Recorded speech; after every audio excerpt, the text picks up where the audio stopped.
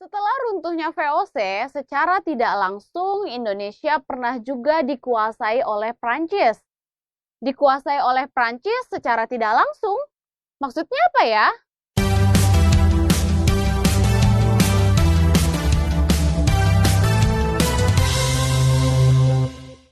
Teman-teman, pada akhir abad ke-18, Prancis menguasai Belanda.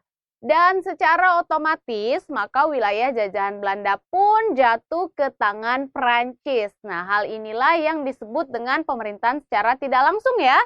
Mengapa Belanda dikuasai oleh Prancis dan terbentuk Republik Batav? Karena pada tahun 1795 terjadi perubahan di Belanda, yaitu munculnya kelompok yang menamakan dirinya kaum patriot.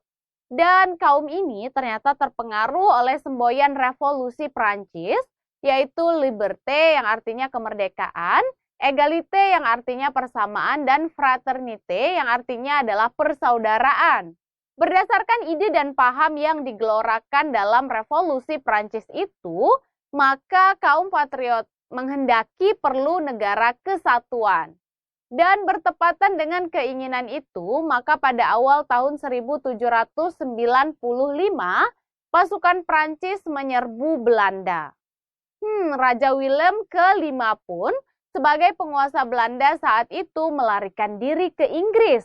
Lalu kemudian Belanda dikuasai oleh Prancis dan dibentuklah suatu pemerintahan baru sebagai bagian dari Prancis yang dinamakan dengan Republik Batav. Dari tahun 1795 sampai 1811. Nah, teman-teman, pemimpin Republik Batav adalah Louis Napoleon, saudara dari Napoleon Bonaparte. Nah, setelah terbentuknya Republik Batav, lalu langkah apa ya yang dilakukan oleh Raja Willem ke-5? Sementara itu, dalam pengasingan di Inggris, Raja Willem V ditempatkan di kota Kew di Inggris oleh pemerintah Inggris. Nah, kemudian Raja Willem V kemudian mengeluarkan perintah yang terkenal dengan istilah surat-surat Kew. Nah, isi perintah itu adalah agar para penguasa di negeri jajahan Belanda menyerahkan wilayahnya kepada Inggris, bukan kepada Prancis. Nah, dengan surat-surat Q itu, kemudian pihak Inggris bertindak cepat dengan mengambil alih beberapa daerah di Hindia seperti wilayah Padang pada tahun 1795, kemudian menguasai wilayah Ambon dan Banda pada tahun 1796. Inggris juga memperkuat armadanya untuk melakukan blokade terhadap kota Batavia. Dan atas tindakan ini kemudian pihak Prancis dan Republik Batav tidak tinggal diam. Prancis kemudian dengan cepat mengambil alih seluruh daerah bekas kekuasaan VOC di Kepulauan Nusantara. Karena Republik Batav ini merupakan vasal dari Prancis, maka tentunya kebijakan-kebijakan Republik Batav untuk mengatur pemerintahan di India pun dipengaruhi oleh Prancis.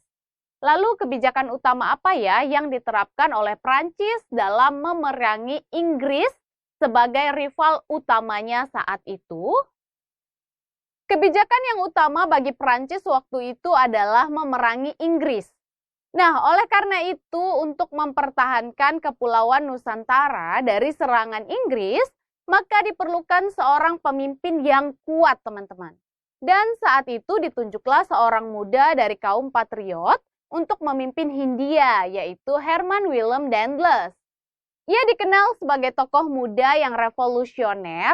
Selain itu, Herman Willem Daendels adalah seorang advokat, patriot, jenderal sekaligus pengagum Napoleon Bonaparte. Dan untuk mengembangkan tugas beratnya itu, maka ia membangun sebuah pertahanan di Nusantara untuk menghadapi kemungkinan dari serangan Inggris. Bagi Prancis, penguatan pertahanan di Nusantara sangatlah strategis, yaitu dalam rangka memudahkan Prancis menyerang sasaran-sasaran Inggris di India. Dan dengan demikian, dalam kurun waktu 1806 sampai 1811, Nusantara merupakan wilayah jajahan Prancis.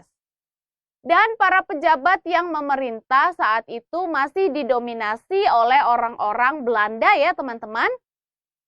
Nah teman-teman, pada tahun 1795, Belanda kemudian dikuasai oleh Prancis ya, tadi sudah kita bahas. Dan setelah dikuasai, maka dibentuklah pemerintahan baru sebagai bagian dari Prancis. Namanya apa tadi? Namanya adalah Republik Batav. Dan pemimpin Republik Batav adalah Louis Napoleon, saudara dari Napoleon Bonaparte. Dan penguasaan Belanda oleh Prancis tentunya juga turut mempengaruhi tanah jajahan Belanda. Salah satunya yang terkena dampak adalah wilayah Indonesia atau Nusantara, khususnya adalah Pulau Jawa. Dan saat itu dibentuklah sebuah pemerintahan di bawah kekuasaan seorang tokoh yang bernama Herman Willem Daendels. Lalu bagaimana ya peran yang dilakukan oleh Herman Willem Daendels?